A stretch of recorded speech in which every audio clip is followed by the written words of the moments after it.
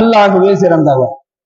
அல்லாஹுவினுடைய புறத்திலிருந்து நமக்கு கிடைக்கக்கூடிய எல்லா வகையான உதவிகளும், அல்லாஹ்வின் புறத்திலிருந்து நமக்கு கிடைக்கக்கூடிய எல்லா வகையான ரிசுக்குகளையும் அல்லாஹ் யாருக்கு நாடுகின்றானோ அவர்களுக்கு அளவில்லாமல் அல்லாஹ் வழங்குவான். அல்லாஹ்வினுடைய கருணையும் அல்லாஹ்வினுடைய உதவியும் எந்த அடியானுக்கு இருக்கிறதோ அவருக்கு அல்லாஹ் தன்னுடைய ரிசுக்கை எந்த விதமான குறையும் இல்லாமல் அல்லாஹ் வழங்குவான். தன்னுடைய அடியானின் மீது அல்லாஹ் வைத்திருக்கக்கூடிய அந்த கருணையின் காரணமாக அவனுக்கு கிடைக்கக்கூடிய ரிசுக்குகளில் அல்லாஹ் எப்படி குறை வைக்க மாட்டானோ அதே போன்று அவனுடைய கோபம் ஒரு அடியானின் மீது இருந்துச்சு அப்படின்னு சொன்னா அவனுடைய ரிசுக்குல குறை இருக்கும். பெருமானார் ஸல்லல்லாஹு அலைஹி வஸல்லம் அன்னவர்கள் உங்களுடைய ரிசுக்குகள்ல எப்போ குறை உருவாகும் அப்படின்னு சொன்னா, எப்போ நமக்கு வரக்கூடிய ரிசுக்குகள்ல அல்லாஹ் அதை குறைவுபடுத்துவோம் அப்படின்னு சொன்னா, எப்போ அந்த ரிசுக்குகள்ல பரக்கத்து இல்லாம அபிவிருத்தி இல்லாம ஆகும் அப்படின்னு சொன்னா, எப்போது பாவங்கள் அதிகமாக ஆகின்றதோ, தன்னுடைய சொல்லால் செயலால் தன்னுடைய நடவடிக்கையால் எப்போது ஒரு மனிதனிடத்துல ஒரு அடியானிடத்துல பாவங்கள் அதிகமாகிறதோ அப்ப அந்த ரிசுக்கு சுருக்கப்பட்டு, எப்போ பாவங்கள் மிகைத்து விடுகிறதோ அப்ப வறுமை வந்துடும், எப்போ பாவங்கள் அதிகமாகப்படுகின்றதோ அப்ப ரிசுக்குகள்ல குறைவு ஏற்படும் என்பதாக நபிகள் நாயகம் ஸல்லல்லாஹு அலைஹி வஸல்லம் அன்னவர்கள் சொல்லி காண்பிக்கின்றார்கள். அப்போ அல்லாஹ்வினுடைய அந்த ரிசுக்கை முழுமையாக அடையணும் அப்படின்னு சொன்னா முழுமையாக பாவத்திலிருந்து ஒதுங்கி கொள்ளக்கூடியவர்களாக மாறும். அல்ல பாவத்திலிருந்து மட்டும் ஒதுங்க சொல்லல, பாவம் செய்யறவங்களை கண்டாலே நீங்க ஒதுங்கிடுங்கிற அல்லாஹ். எல்லாம் வல்ல இறைவன் தன்னுடைய அருமையான திருமறையில் ஒரு வசனத்துல அல்லாஹ் சொல்றான், இத்தபியா ஊஹிய இலைக மின் ரப்பிக, நபியே நீர் உம்முடைய இறைவனிடம் இருந்து உமக்கு என்ன அறிவிக்கப்பட்டிருக்கின்றதோ அதையே நீங்கள் பின்பற்றுவீராக என்று எல்லாம் வல்ல இறைவன் தன்னுடைய வசனத்துல அல்லாஹ் பேசுறான். இத்தபியா ஊஹிய இலைக மின் ரப்பிக, நபியே உம்முடைய இறைவனிடத்திலிருந்து உங்களுக்கு என்ன அறிவிக்கப்பட்டிருக்கிறதோ அதையே நீங்க பின்பற்றுங்க. இது நபிக்கு மட்டும் அல்லாஹ் சொல்லல, ஒட்டுமொத்த மக்களுக்கும் அல்லாஹ் சொல்றான். யார் அல்லாஹ்வை ஈமான் கொண்டிருக்கின்றார்களோ எல்லோருக்குமே அல்லாஹ் சொல்லக்கூடிய ஒரு அழகான ஒரு வார்த்தை இது. இந்த வசனத்துல அல்லாஹ் சொல்றான், அல்லாஹ்விடத்திலிருந்து உங்களுக்கு என்ன அறிவிக்கப்பட்டிருக்கோ அதை மட்டுமே நீங்க பின்பற்றுங்க. லா இலாஹா இல்லா ஹுவ வ அஅரில் அனில் முஷ்ரிகீன், வணக்கத்திற்குரியவன் அல்லாஹ் ஒருவனே, இணை வைப்பவர்களை புறக்கணித்து விடுவீராக என்பதாக இந்த வசனத்தின் வாயிலாக அல்லாஹு தஆலா சொல்லி காண்பிக்கின்றார். ஆரில் அணில் முஷ்ரிகீன், யார் அல்லாஹ்விற்கு இணை வைக்கிறாங்களோ, யார் அல்லாஹ்வினுடைய அந்த அல்லாஹ்வினுடைய அல்லாஹு அல்லாமல் வேறு விதமான ஒரு நிலையில எவர் செல்றாரோ அவர்களை நீங்கள் புறக்கணித்து விடுங்கள் என்பதாக அல்லாஹ் சொல்றான். இந்த வசனம் ஏன் அல்லாஹ் தன்னுடைய திருமறையில் அந்த வசனத்தை அல்லாஹ் ஏன் பதிவு செய்யறான் அப்படின்னு சொன்னா, எல்லாம் வல்ல இறைவன் அவனுடைய அடையாளத்திற்காக வேண்டி பல சான்றுகளை அந்த மக்களுக்கு அல்லாஹ் காமிச்சான். பெருமானார் ஸல்லல்லாஹு அலைஹி வஸல்லம் காலகட்டத்துல அந்த மக்களுக்கு நிறைய சான்றுகளை என்ன செஞ்சான் அல்லாஹ் காமிச்சான். அந்த சான்றுகளை அந்த மக்கள் பார்த்ததுக்கு பின்னாலும் அவங்க என்ன செய்யல, தன்னுடைய செயல்களாலும் தன்னுடைய சொல்லாலும் தன்னுடைய செயல்களாலும் தன்னுடைய போக்குகளை அவர்கள் மாற்றிக் கொள்ளல.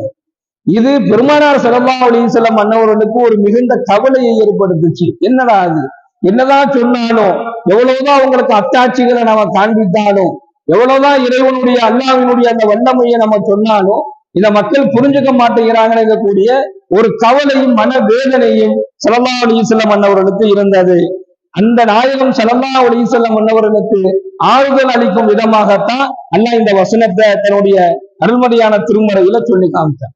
அப்போ நற்போதனைகள் இருக்குது, இது மிகப்பெரிய ஒரு உயர்வை ஏற்படுத்தும். யாரு சொல்லக்கூடியவர்களுக்கும் அந்த நற்போதனைகளை கேட்கக்கூடியவர்களுக்கும். நற்போதனைகள் நாம செய்யணும், நல்ல உபதேசங்கள் செய்யணும். நம்ம கூட இருக்கிறவங்களையோ அல்லது நம்முடைய வீடுகள்ல இருக்கக்கூடியவங்களுக்கு, நம்முடைய உறவினர்களுக்கு நல்ல உபதேசங்களை அதிகமாக செய்யக்கூடியவர்களாக நாம் மாறும் பொழுது எல்லாம் வல்ல இறைவன் அந்த உபதேசம் செய்யக்கூடிய அந்த நிலையில் இருக்கக்கூடிய அவருக்கு அல்லாஹ் மிக உயர்ந்த ஒரு அந்தஸ்தை வழங்குறான். பெருமானார் ஸல்லல்லாஹு அலைஹி வஸல்லம் அவங்க சொல்றாங்க, நீங்க நேர்வழியை காட்டுவதும் நேர்வழியை ஒருத்தருக்கு நீங்க சொல்வதும் நேர்வழியை ஒருத்தருக்கு நீங்க காட்டுவதும் நல்ல வழிமுறையை ஒருத்தருக்கு நீங்கள் கற்றுக் கொடுப்பதும் என்ன செய்ய முடியும், உங்களை உயர்வாக ஏற்படுத்தும். நாம நற்போதனைகளையும் நல்ல உபதேசங்களையும் செய்யணும். ஆனா அதை எடுத்துக்கிறதும் எடுத்துக்கொள்ளாலும் அவருடைய விருப்பமாக இருந்தாலும் அது அல்லாஹ்வுடைய கையில இருக்குது. அதைத்தான் இந்த வசனத்தை அல்லாஹ் சொல்றான். நபியை நீங்க சொல்லுங்க, அவங்களுக்கு உபதேசங்கள் செய்யுங்க, ஆனா அதை நினைச்சு நீங்க வருத்தப்படாதீங்க, நீங்க கவலை அடையாதீங்க. அவர்களுக்கு நேர்வழியை கொடுப்பது என்னுடைய கையில் இருக்குது என்பதாக அல்லாஹ் சொல்றான். நல்ல உபதேசங்கள் செய்பவருக்கு அவருடைய ரிஸ்கில் அல்லாஹ் தஆலா பரக்கத்தை ஏற்படுத்துவான் என்பதாகவும் இந்த ஹதீஸின் வாயிலாக நாம் பார்க்கிறோம். எனவே கண்ணியமிக்க அல்லாஹ்வின் நல்லடியார்களே, சகோதரர்களே, சில நபர்களை அல்லாஹ் தஆலா புறக்கணித்து விடுங்கள் என்பதாக சொல்வதில் முதலாவதாக யார் இருக்கிறாங்க அப்படின்னு சொன்னா இணை வைப்பவர்கள், அல்லாஹ்விற்கு மாற்றமாக செயல்படக்கூடியவர்கள், அல்லாஹ் அல்லாதவைகளை வணங்கக்கூடிய அந்த நபர்களுக்கு நீங்க உபதேசம் செஞ்சு அந்த உபதேசத்தை அவங்க ஏற்றுக்கொள்ளல அப்படின்னு சொன்னா அதை நீங்க புறக்கணிச்சிடுங்க என்பதாக இந்த வசனத்தின் வாயிலாக அல்லாஹ் சொல்றான். இரண்டாவது, அடுத்தவருடைய பரக்கத்தான வாழ்விற்காக வேண்டி துஆ செய்வதை பற்றி பெருமானார் ஸல்லல்லாஹு அலைஹி வஸல்லம் அன்னவர்களுடைய ஹதீஸை நாம் பார்க்கலாம். நபிகள் நாயகம் ஸல்லல்லாஹு அலைஹி வஸல்லம் மிகப்பெரிய ஒரு பழக்கமாக இந்த செயல் இருந்துச்சு, இந்த குணம் இருந்துச்சு. என்ன அப்படின்னு சொன்னா, யாரெல்லாம் பெருமானாரிடத்துல வந்து அல்லாஹ்வுடைய தூதரே எனக்கு இந்த மாதிரி பிரச்சனைகளாக இருக்குது, எனவே என்னுடைய பிரச்சனைக்காக வேண்டி நீங்கள் துஆ செய்யுங்கள் என்பதாக சொல்லுவாங்க. நிறைய பேர் வந்து சொல்லுவாங்க. ஆனா சொன்ன எல்லாருக்குமே யாரையுமே பெருமானார் அவர்கள் மறக்க மாட்டாங்க.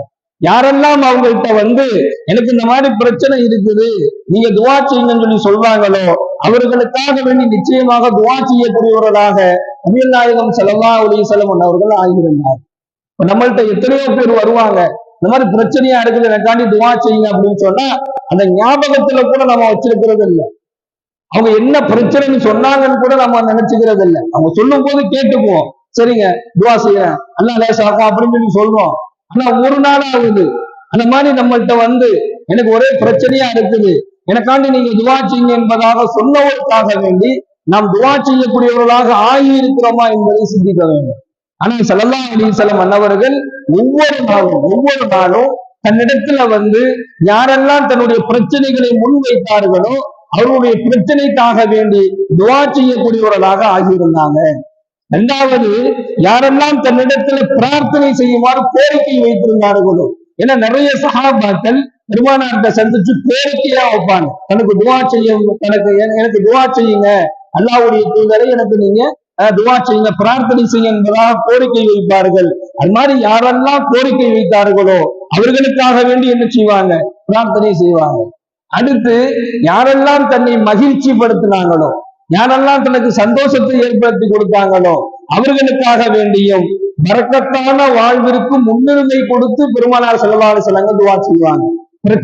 பிரச்சனைக்காக வேண்டி துஆ செய்ய சொன்னவங்க, பிரார்த்தனை செய்யுமாறு கோரிக்கை வைத்தவர்கள், தன்னை சந்தோஷப்படுத்தியவங்க, தனக்கு மகிழ்ச்சி அளித்தவங்களுக்கெல்லாம் ஒட்டுமொத்தமாக பெருமானுடைய துஆ என்ன இருக்குன்னு சொன்னா, யா அல்லாஹ் இதற்கு பரக்கத்தான வாழ்க்கையை நீ வழங்குவாயாக என்பதாக அந்த பரக்கத்தான வாழ்விற்கு முன்னுரிமை அளித்து துஆ செய்வார்கள் என்பதாக நபிகள் நாயகம் ஸல்லல்லாஹு அலைஹி வஸல்லம் அந்த வரலாறுகளிலே நாம் பார்க்கிறோம். இப்ப கண்ணியமிக்க சகோதரர்களே, யாராவது ஒண்ணு நம்மள்ட்ட எனக்காண்டி நீங்க துஆ செய்யுங்க அப்படின்னு சொன்னா அவருக்காண்டி நீங்க துஆ செய்யுங்க. யாராவது உங்களுக்கு ஒரு பிரச்சனைன்னு சொல்லி வந்து சொன்னாங்கன்னா அவங்களுடைய பிரச்சனை தீர்வதற்காக வேண்டி துஆவில் அவர்களுக்கு ஞாபகம் வைக்கணும்.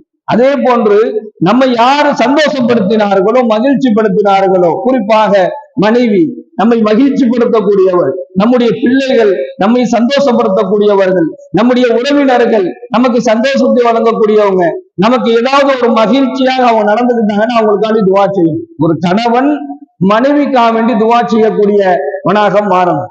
இன்னைக்கு எத்தனை கணவன் மனைவிக்கு துஆ செய்யறோங்கிறத சிந்திக்கணும். அதே போன்று மனைவி கணவனுக்கு துஆ செய்யக்கூடியவர்களாக இருக்கணும். கணவனும் மனைவியும் மாறி மாறி அல்லாஹ்விடத்துல, யா அல்லாஹ் என் கணவனை சிறப்பானதாக ஆக்கி வை, என்னுடைய கணவனுடைய வருமானத்துல பரக்கத் செய்யு, என்னுடைய கணவனுடைய உடல் ரீதியான எந்த விதமான நோயும் இல்லாம அவனுக்கு நல்ல ஒரு வாழ்க்கையை கொடு என்பதாக ஒரு மனைவி துஆ கேட்கும் பொழுதோ, அல்லது ஒரு மனைவிக்காக வேண்டி ஒரு கணவன் துஆ கேட்கும் பொழுதோ, இந்த துஆக்களை அல்லாஹ் விரும்பி ஏற்றுக்கொள்கின்றான். கணவன் மனைவிக்கு செய்யக்கூடிய துஆவையும் மனைவி கணவனுக்கு செய்யக்கூடிய துஆவையும். அப்ப நாம துஆ செய்யணும், நம்ம கூட இருக்கிறவங்களுக்காக வேண்டி, நம்மை மகிழ்ச்சிப்படுத்தக்கூடிய, நம்மை சந்தோஷப்படுத்தக்கூடியவர்களுக்காக வேண்டி நாம அவங்களுடைய பரக்கத்தான வாழ்க்கைக்கு, அவங்களுக்கு ஆரோக்கியமான வாழ்க்கைக்காக வேண்டி துஆ செய்ய வேண்டும் என்பதை இந்த ஹதீஸின் வாயிலாக நாம் தெரிந்து கொள்கிறோம். மூணாவது, முஜீபத்துல் பாஹிலியா என்று சொல்லக்கூடிய ஒரு சஹாபி பெருமானார் ஸல்லல்லாஹு அலைஹி வஸல்லம் அவர்களை சந்திப்பதற்காக வேண்டி வர்றாரு. வந்து பெருமானாருக்கு கண்ணுக்கு முன்னாடி அமர்றாரு. அவங்களுக்கு அடையாளம் தெரியல. ஸல்லல்லாஹு அலைஹி வஸல்லம் அவர் அடையாளம் தெரியல. அவரு அல்லாஹ்வுடைய தூதரே அப்படின்னு சொல்லிட்டு அவர் அழைக்கிறாரு. சொல்லுங்கன்னு சொல்லும் போது, என்னை ஞாபகம் இல்லையா உங்களுக்கு அப்படின்னு சொல்லி கேட்கிறாரு. இல்ல ஞாபகம் இல்லையே அப்படின்னு சொல்லி பெருமானார் ஸல்லல்லாஹு அலைஹி வஸல்லம் அவங்க சொல்றாங்க, நான் போன வருஷம் உங்களை சந்திப்பதற்காக வேண்டி வந்தேன், இப்ப இந்த வருஷம் வந்திருக்கேன். போன வருஷம் நான் உங்களை பார்த்தனே, உங்களுக்கு ஞாபகம் இல்லையா அப்படின்னு சொல்லி கேட்கிறாரு. நாயகம் ஸல்லல்லாஹு அலைஹி வஸல்லம் அன்னவர்கள் நன்றா யோசிச்சுட்டு, ஓ நீங்க தான் அது என்ன ஆளு அடையாளமே தெரியாம மாறி போயிட்டீங்கன்னு சொல்லி கேட்கிறாங்க. அதுக்கு அவர் சொல்றாரு, அல்லாஹ்வுடைய தூதரே, இந்த ஒரு வருடம் முழுவதுமே நான் இரவு நேரத்தில் ஒரே ஒரு வேளை மட்டும்தான் உணவு சாப்பிடுவேன். மற்ற எல்லா நேரங்களிலும் பகல் முழுவதும் நான் நோன்பு வைக்கக்கூடியவனாக இருக்கிறேன் என்பதாக அந்த முஜீபத்துல் பாஹிலியா என்று சொல்லக்கூடிய சஹாபி பெருமானாரிடத்துல சொல்றார். உடனே நாயகம் ஸல்லல்லாஹு அலைஹி வஸல்லம் அன்னவர்கள் அவ்வளவு சிரமப்பட்டு அவ்வளவு கஷ்டப்பட்டு உங்களுடைய உடலையும் ஆரோக்கியத்தையும் வருத்தி கொண்டு நீங்கள் நோன்பு வைக்க வேண்டிய அவசியம் இல்லையே, அப்படி நீங்க செய்ய வேண்டாம் என்பதாக அவருக்கு நாயகம் ஸல்லல்லாஹு அலைஹி வஸல்லம் அவங்க சொல்றாங்க. இல்லையா ரசூலுல்லாஹ், இது என்னுடைய பழக்கமா ஆயிடுச்சு, நான் அப்படியே நோன்பு வச்சுக்கிறேன்டாரு. பெருமானார் ஸல்லல்லாஹு அலைஹி வஸல்லம் அன்னவர்கள் ஒரு மாதத்திற்கு ஒரு முறை நீங்கள் நோன்பு வையுங்கள் போதும் என்பதாக சொன்னாங்க. அப்ப அவர் சொல்றாரு, இல்ல எனக்கு உடல்ல தாக்கம் இருக்குது, பலம் இருக்குது, இன்னும் எனக்கு நோன்பு வைப்பதற்கு அனுமதி கொடுங்கன்னு சொல்லி கேட்கிறார். அப்போ ஒரு மாதத்துல 2 முறை நோன்பு வைத்துக் கொள்ளுங்கள், 2 நாட்கள் நோன்பு வைத்துக் கொள்ளுங்கள் அப்படின்னு அனுமதி கொடுக்கிறார். அவர் மீண்டும் கேட்கிறார், இல்ல என்னுடைய உடல்ல பலம் இருக்குது, எனக்கு இன்னும் நோன்பு வைக்கிறதுக்கு அனுமதி கொடுங்க. அப்ப நாயகம் ஸல்லல்லாஹு அலைஹி வஸல்லம் அன்னவர்கள் ஒரு மாதத்திற்கு 3 நோன்புகள் வைப்பதற்கு அனுமதி கொடுக்கிறார். அவர் மீண்டும் கேட்கிறாரு, என் உடம்புல பலம் இருக்கு, அனுமதி கொடுங்க. அதோட பெருமானார் ஸல்லல்லாஹு அலைஹி வஸல்லம் அன்னவர்கள் புனிதமான மாதங்களில் நோன்பு வையுங்கள் அல்லது நோன்பை விடுங்கள், அது பிரச்சனை இல்லை, நோன்பு வைங்க அல்லது நோன்பை விடுங்க. ஆனால் ஒரு மாதத்திற்கு 3 நோன்புகளுக்கு மேல் பெருமானார் ஸல்லல்லாஹு அலைஹி வஸல்லம் அன்னவர்கள் அவருக்கு சொல்லல.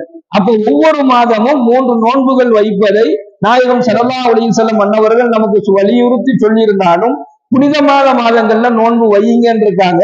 வாய்ப்பு இருந்தா நோன்பு வைங்க, இல்லைன்னா நோன்பை விடுங்க. நோன்பை விடுவதனால் எந்த விதமான பாவமும் இல்லை என்பதாக இந்த ஹதீஸின் வாயிலாக தெரிந்து கொள்ள முடிகிறது.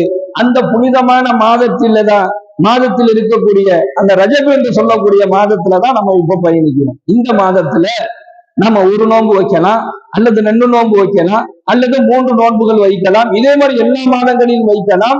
அதை பெருமானார் ஸல்லல்லாஹு அலைஹி வஸல்லம் அன்னவர்கள் புனிதமான மாதத்தில் நோன்பு வையுங்க அப்படின்னு சொல்லியிருக்கிறாங்க.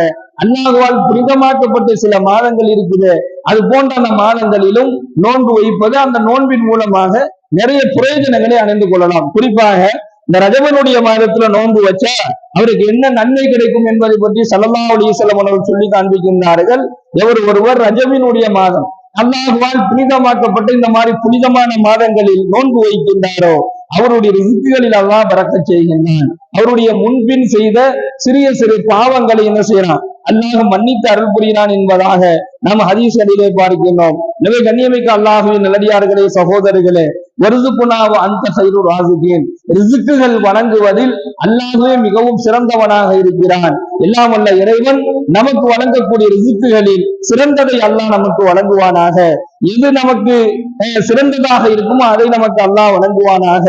எது நமக்கு ஷர்ராக இருக்குமோ, தீமையாக இருக்குமோ, அந்த தீமைகளை விட்டு அல்லாஹ் நம் அனைவரையும் பாதுகாப்பானாக. வாயிலாவானா அல்ஹம்துலில்லாஹி ரப்பில் ஆலமீன். அஸ்ஸலாமு அலைக்கும் வரஹ்மத்துல்லாஹி வபரகாத்துஹு. சுப்ஹானல்லாஹி வபிஹம்திஹி. சுப்ஹான